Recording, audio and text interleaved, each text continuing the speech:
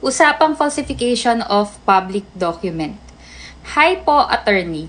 Tatanong ko lang po sana, paano po pag nakabili po ng lupa kaya lang po falsifikado po pala yung document at nailipat na po sa amin yung TCT. TCT ibig sabihin ay Transfer Certificate of Title. Kaya lang po, yung binilhan namin natalo po sa kaso ng falsification of documents. Any advice naman po? Okay. Ang tanong ko sa inyo, kung saang kaso ba ng falsification of documents natalo yung pinagbilhan nyo? Kung criminal case po ba or civil case? Okay? Kung criminal case yan, falsification of public documents under sa Revised Penal Code, magiging liable criminally po yung tao na nag-falsify ng document.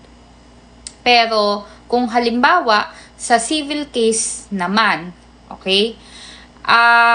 Sa civil case kasi, kailangan may action to cancel the transfer certificate of title or to cancel yung deed of sale or deed of donation. Okay? Para mabawi sa inyo yung title doon sa property. Ngayon, ang advice ko sa'yo, maari mong tingnan yung anggulo kung ikaw ba ay maaring i-consider na buyer in good faith.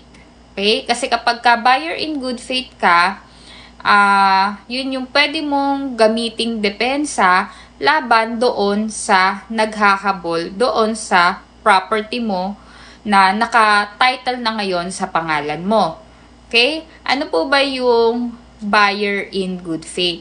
Kapag ka ikaw ay buyer in good faith, at the time na binili mo yung property, ay hindi mo alam na may nagke-claim pala na ibang tao doon sa property na yon.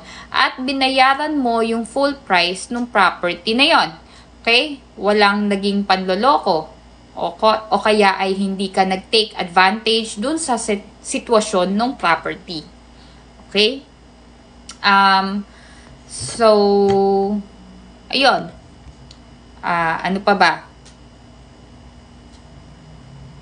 Ayun. I think nasagot ko naman yung tanong nyo po. So, if ever may katanungan pa, just message me or comment. Thank you.